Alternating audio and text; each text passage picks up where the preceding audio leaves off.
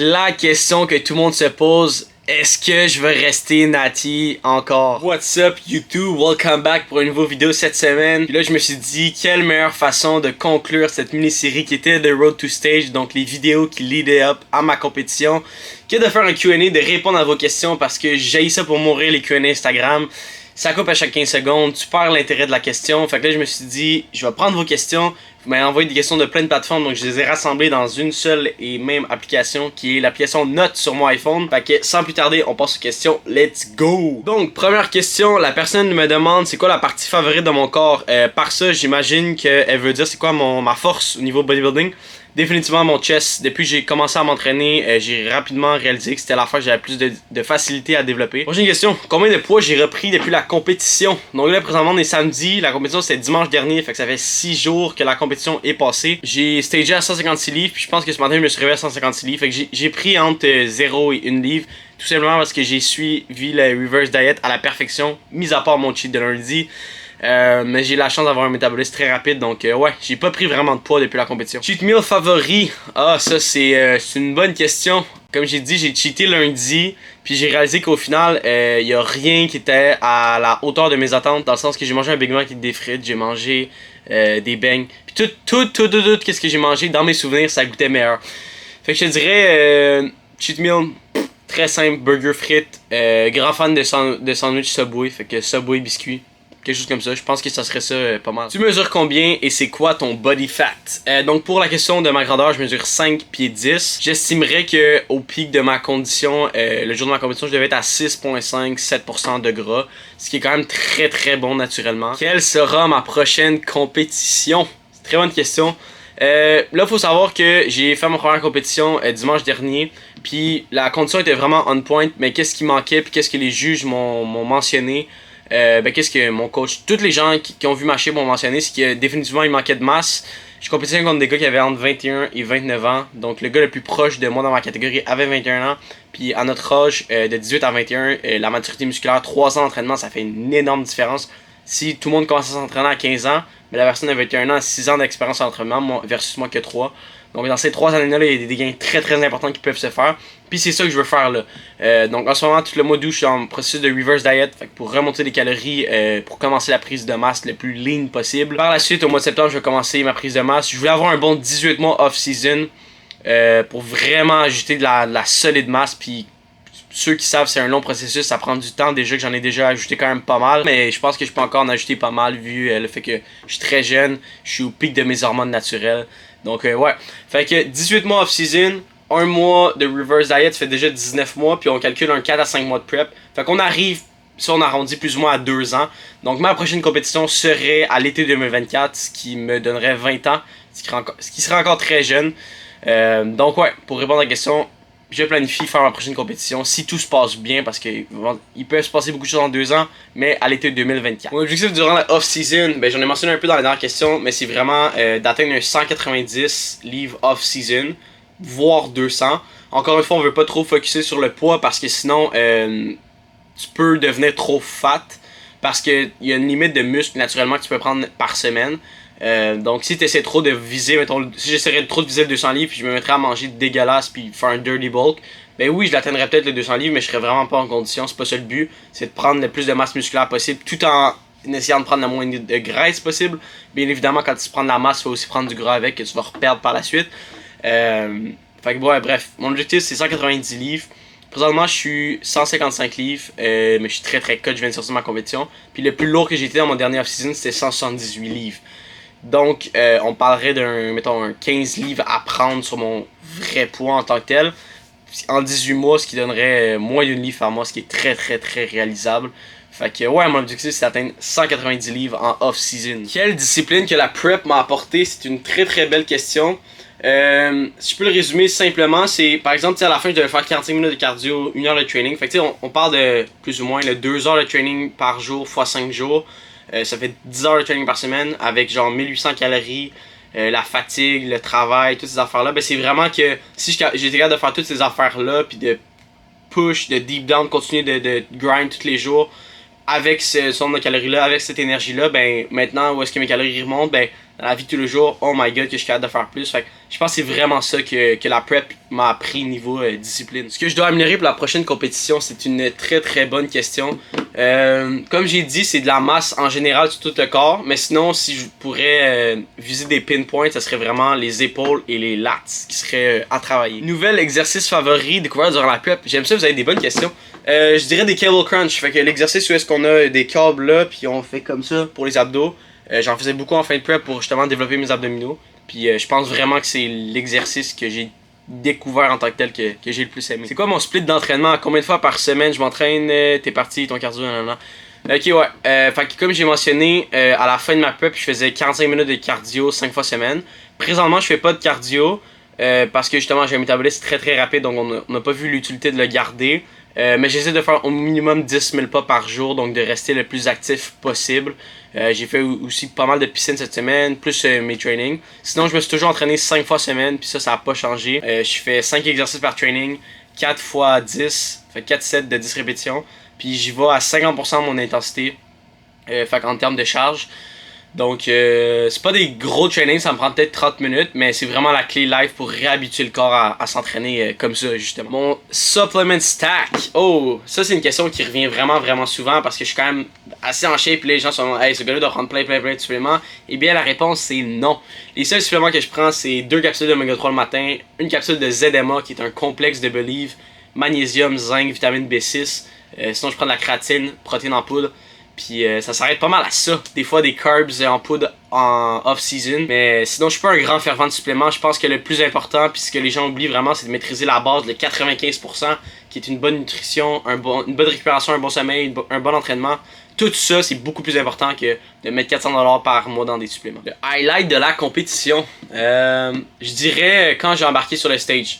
Fait que dans le fond, comment c'était fait, c'était vraiment, on était en ligne juste avant d'embarquer de l'arrière-scène.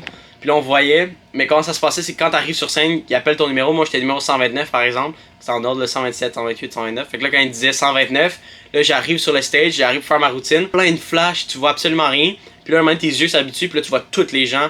C'est vraiment bizarre. Tu passes on dirait qu'il y a personne dans la salle, là, il y a 500 personnes. Puis là, tu fais ta routine. Fait que, ouais, je dirais que c'est vraiment ça le highlight de ma compétition. Depuis tout jeune, depuis que j'ai commencé à m'entraîner, je suis plein de bodybuilder, puis j'écoute plein de vidéos là-dessus sur Olympia, puis j'aime ça, suivre ça. Puis là, c'était moi qui étais là, pas à Olympia, mais quand même à une compétition. Fait que ouais, je dirais que c'était vraiment ça le highlight de ma compétition. Anecdote ou moment drôle de la compétition. Définitivement, même pas besoin de réfléchir, c'est clairement le tanning. Pour ceux qui ont jamais fait ça, c'est très spécial. T'entends en ligne, puis là quand tu rentres dans la salle, t'es avec comme 30 autres gars qui sont à moitié à poil, tu te fais sprayer, c'est frais, c'est drôle comme vibe, parce qu'après tu te fais sécher, t'essaies de parler avec les gars, mais là tout le monde est un peu mal à l'aise, tu sais pas regarder. Fait que ouais, définitivement la pièce de tanning, ça a été l'anecdote, moment drôle de la compétition. Est-ce que tu pensais avoir des chances de gagner ta catégorie après avoir vu les autres compétiteurs?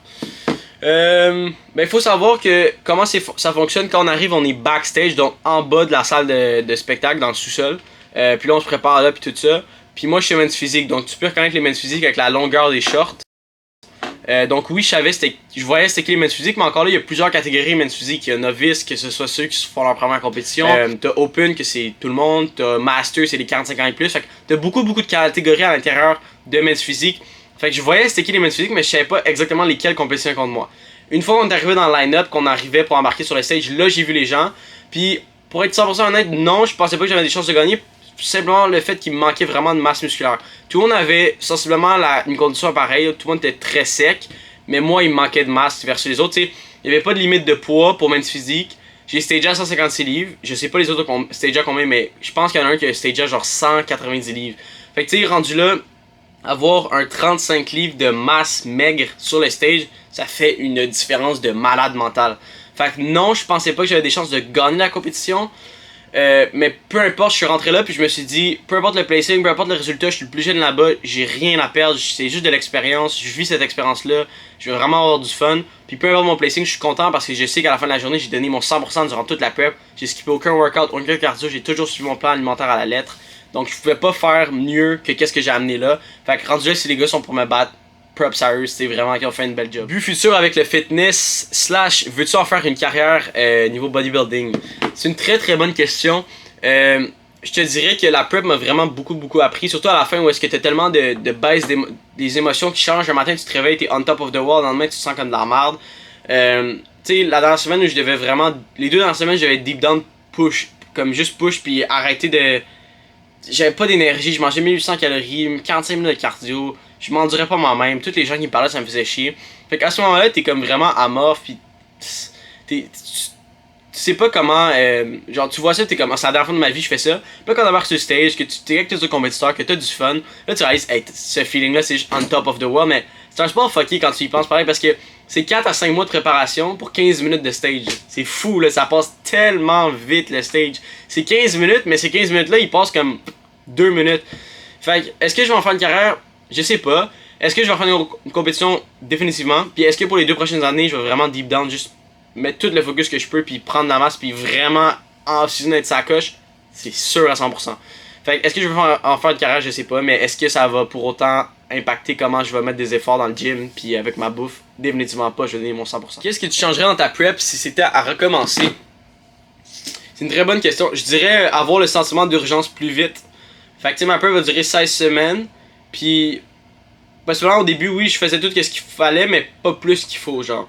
Tu sais, c'est difficile aussi de te motiver quand tu t'as jamais fait ça, tu sais pas à quoi ça va donner, puis tu sais que c'est dans juste 4 mois, tu dis que t'as le temps. Mais ce qui est arrivé, c'est qu'à genre 4 semaines, 4 weeks out, j'étais un peu en retard. Parce qu'à la base, justement, je préparais pour un photoshoot et non pour la compétition. J'ai décidé de faire la compétition 6 semaines à l'avance. Fait que oui, j'étais en bonne shape, mais j'étais pas en condition d'un gars qui était 6 weeks out d'une compétition. Fait qu'on a vraiment mis les efforts dans les 4 dernières semaines, 5 dernières semaines. Vous pouvez aller voir sur mon Instagram, j'ai posté une couple de photos cette semaine et la progression c'est juste crazy. Fait que j'ai vraiment dû tout donner, j'avais pas d'énergie, je mangeais pas beaucoup, je faisais beaucoup de cardio. Fait que 100% que si j'aurais un conseil à donner à quelqu'un qui va en faire une, ou 6 mois, faudrait que je recommence, ce serait d'avoir le sentiment d'urgence beaucoup plus tôt. De dire que même si dans 4 mois, ben c'est quand même très soon. T'es mieux arriver plus rapidement, puis tôt dans le processus que trop tard. Mais c'est difficile aussi parce que justement, quand tu sais pas c'est quoi, quand tu sais pas à quoi t'attendre, ben c'est difficile de te motiver dans le néant parce que tu sais pas qu'est-ce qu'il va y avoir dans 4 mois. Dans ce cas-là, j'ai fait ma compétition, fait que c'est tellement plus facile de me motiver pour le off-season qui s'en vient de quand il y a des moments difficiles, quand il faut que je mange plus, quand il faut que je m'entraîne fort, ben ok, ben je le vois le moment, je peux le visualiser parce que je l'ai déjà vécu. Ton plus gros craving durant la prep? Si je me suis fait poser cette question-là quand même assez souvent, surtout vers la fin où est-ce que les gens étaient comme étaient tellement hâte de cheater. Tu sais, comme j'ai dit, j'ai mangé lundi des bangs, j'ai mangé un restaurant déjeuner, un déjeuner au restaurant. J'ai mangé quoi d'autre, des pâtes, j'ai mangé pas mal d'affaires, des muffins. J'ai réalisé que tout ce que j'ai mangé n'était pas à la hauteur de mes attentes, puis finalement, c'est pas une bouffe en particulier que je cravais ou un aliment, c'était plus le fait d'avoir la liberté de jouer avec mes macros comme je voulais. Fait que par exemple, en ce moment, mon coach me donne 2500 calories, puis mettons mes carbs, je sais pas, il me donne 200 grammes de glucides, ben je peux, si je veux, manger une banane. Puis après ça, je vais pallier ça avec de l'avoine puis du riz pour le reste. Tandis que en prep, il me dit t'as 200 grammes de carbs, mais j'avais pas 200, mettons t'as 50 grammes de carbs, puis c'est 50 grammes de carbs en avoine, mais je vais pas le switcher, je fais 100% ce qu'il me dit de faire. Fait que là, c'est qu'en cuisine t'as un peu plus de liberté, puis c'est ça qui est le fun aussi. Puis moi, je suis vraiment un gros tripeux de fruits, puis je me suis tellement laissé aller avec les fruits, mais comme c'est bon pour toi des fruits là, mais c'est des affaires que je pouvais pas manger vraiment à part des bleuets qui me restaient vers la fin de la compétition. Parce que justement, tu sais, des ananas, des bananes, c'est quand même assez riche en glucides. Mais de juste pouvoir en manger ici et là, manger des raisins, ça me fait tellement plaisir. Puis t'apprécies à travers la prep à justement apprécier des petites choses comme ça. Donc, pour résumer, je cravais pas une bouffe en particulier, mais je dirais que c'est plus le sentiment d'avoir la liberté de pouvoir manger techniquement ce que tu veux qui fait du bien. Donc, c'est quoi le best conseil que tu donnerais à quelqu'un qui fait sa première compétition de fitness? Honnêtement, très simple, je repasserai pas en large sur ça. C'est exactement ce que j'ai répondu là, comme 2-3 questions. Avoir le sentiment d'urgence dès que la prep commence, de tout donner, puis de pas te dire que c'est dans 4 mois, je vais avoir le temps de me reprendre. C'est ça. Puis deuxième truc, faut que tu aies de la masse musculaire. Faut que tu t'entraînes depuis un minimum 2 à 3 ans sérieux. Parce que si tu pèses 140 livres, si tu essaies de faire une compétition, tu vas arriver sur le stage à 115 livres, il restera plus grand chose là. Fait que souvent les gars, on a tendance, à cause du gras qui est stocké dans nos muscles, on a tendance à surestimer la quantité de masse musculaire qu'on a. Puis surtout dans les jambes, puis là tu réalises plus que ça coûte, t'es comme, hey, si bas, le gras est parti, il reste plus grand muscle après ça. Fait que essaie de prendre ton temps, de pas rusher le processus, puis c'est ça, puis c'est ça avec les réseaux sociaux, parce qu'on voit des gars qui sont tout le temps en shape à l'année, puis après ça, nous, mais quelqu'un commence à s'entraîner, ben là, lui, il veut faire une compétition dans 1 an, parce qu'il se dit 3 ans, c'est tellement long, mais c'est rien 3 ans là, quand tu y penses, là. dans une vie, c'est vraiment rien. Puis, fait, ce serait les deux conseils que je donnerais à quelqu'un qui veut faire une première compétition. Aie le sentiment d'urgence très très tôt. Dis-toi pas que parce que c'est dans 4 mois, tu vas avoir le temps de te reprendre, donne tout durant les 4 mois. Puis deuxièmement, assure-toi d'avoir un physique, avoir de la masse sur laquelle coter. Est-ce que ça pogne avec les filles d'être un athlète dans le fitness? Je sais pas. Je sais qu'il y a beaucoup de gars qui commencent, des jeunes, des gars de 15-16 ans commencent à s'entraîner justement pour que ça pogne avec les filles. Mais ce que je peux te dire, c'est est-ce que ça désavantage clairement pas d'avoir un physique impressionnant en tant que tel, de look good, c'est sûr que ça aide. Ça aide aussi à la confiance en soi. Donc après ça rend le tout plus facile à l'approche de, mettons, d'aller voir des filles. Mais je te dirais que c'est vraiment moins important que qu'est-ce que les gens pensent. Il y a des gens qui pensent que quand ils vont avoir des abdos, la vie va changer. Finalement, tu réalises que les gens ils s'en calissent que t'aies des abdos. Fait que ça nuit pas, mais c'est pas un game changer non plus. Est-ce que tu commences à être tanné du mode de vie de compétition? Tu m'aurais posé cette question-là en mars 2022, où est-ce que, un peu avant de commencer ma prep, où est-ce que je devais me force-feeder, je mangeais 4250 calories, je dormais plus bien, c'était juste tellement difficile, j'avais comme perdu toute motivation, puis je m'étais dit je veux plus jamais faire ça de ma vie. Là je t'aurais dit oui, définitivement. Puis avec la prep, j'ai justement, comme j'ai dit tantôt, j'ai appris à enjoy des plus petites choses. Fait que je te dirais en ce moment j'adore ce mode de vie là, de tout le temps essayer d'être le plus performant possible, de s'améliorer à chaque jour, de voir des résultats dans sa shape.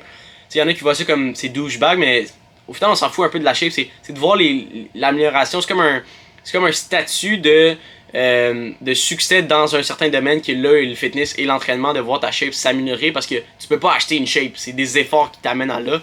Fait que non, je te dirais, en ce moment j'adore ce mode de vie là, puis je me verrais pas faire rien d'autre au monde. On est rendu à ce moment là, donc la question que tout le monde se pose, est-ce que je veux rester Nati encore? La réponse est oui. Je vais pas vous faire languer plus longtemps, la réponse c'est définitivement oui. Je veux pas embarquer sur des stéroïdes. Premièrement, je pense que je suis beaucoup trop jeune pour ça. Mes hormones sont encore naturellement très hautes, puis ils vont continuer à monter. J'ai juste 18 ans. Fait que je pense vraiment pas que c'est utile. Encore là, j'ai encore beaucoup de gains possibles à faire naturellement. Puis c'est juste pas mon objectif. Je le fais aussi pour la santé. Au final, oui, c'est le fun d'avoir un physique impressionnant, mais je le fais pour la santé à la fin de la journée. Donc non, je vais rester naturel, j'embarquerai pas sur des cycles de stéroïdes. Terminant, je voulais garder cette question-là pour la fin. Je trouvais que c'est une belle façon de conclure le Q&A, la vidéo. Quel conseil tu donnerais au Victor de 15 ans qui a commencé à s'entraîner, ou à toute autre personne qui commence à s'entraîner? Je trouvais que la question était vraiment pertinente, puis j'ai dû y réfléchir pour voir, ok, qu'est-ce que si j'aurais à refaire, je ferais différemment. Puis aussi parce que je sais qu'il y a beaucoup de monde qui me suivent, que c'est justement ça, 15-16 ans, commencent à s'entraîner, veulent prendre la masse. Puis justement pour ça, stay tuned, parce que là, je commence la season, il va y avoir beaucoup de contenu qui va s'en venir là-dessus pour vous aider à prendre la masse, puis de pas répéter les erreurs que moi j'ai faites. Tout ça complètement gratuitement, fait abonnez-vous, mettez un pouce bleu, let's go. Fait quel conseil que je donnerais aux victoires de 15 ans qui commencent à s'entraîner, ou à toute autre personne qui veut s'entraîner, qui veut prendre la masse? Ça serait je sais que ça peut paraître dispendieux, mais prends-toi un coach. Moi je me suis pris un coach à 17 ans, ce qui est quand même déjà très jeune, mais dans la dernière année, j'ai jamais autant progressé, j'ai jamais autant appris également. J'ai jamais été aussi redevable à quelqu'un. Sinon, je te dirais, prends-toi si t'es pas pour prendre un coach, prends-toi un programme d'entraînement, puis stick with it. Comme, essaie pas de le changer à chaque 2 secondes. Au niveau de la bouffe, essaie de calculer tes calories le plus possible. Essaie de manger assez. Fais pas un dirty bulk non plus. Tu veux pas te ramasser à 6000 calories en mangeant des Big Mac. C'est toutes ces affaires-là. Assure-toi de bien dormir. Les gens, ils sous-estiment tellement le sommeil, mais c'est vraiment important. Lâche les suppléments. Honnêtement, tu mets de l'argent dans des suppléments en ce moment, là, enlève tout ça, là, à part genre de la protéine en poudre, là, enlève tout ça, là, puis pogne l'argent, puis mets-le dans un coach, ça va être beaucoup plus utile. Fait que ça serait ça les conseils que je donnerais à un gars qui veut commencer à s'entraîner, qui veut prendre la masse, ou au Victor de 15 ans. Donc bref, c'est ce qui conclut cette mini-série Road to Stage, ce Q&A. J'ai aimé ça cette semaine, faire un petit vidéo plus relax comme ça, plus cosy, répondre à vos questions. C'est beaucoup plus cool aussi, friendly que Instagram. Fait que là, vous en avez appris un peu plus sur moi, un peu plus sur la compétition, sur ce qui s'en vient dans les prochains temps. Fait que là, c'est comme ça fait une belle façon de closer cette série-là, qui était les 6 premières vidéos de ma chaîne YouTube, celui-là étant le 6e. Donc, let's go! Je vous souhaite une très belle fin de journée. N'oubliez pas de vous abonner, parce qu'il y a du contenu de malade, comme je vous dis, qui s'en vient pour le off-season. Puis n'oubliez pas également de mettre un pouce bleu, ça fait vraiment la différence au niveau de l'algorithme. Fait que sinon, sur ce, passez une belle fin de journée, and peace out!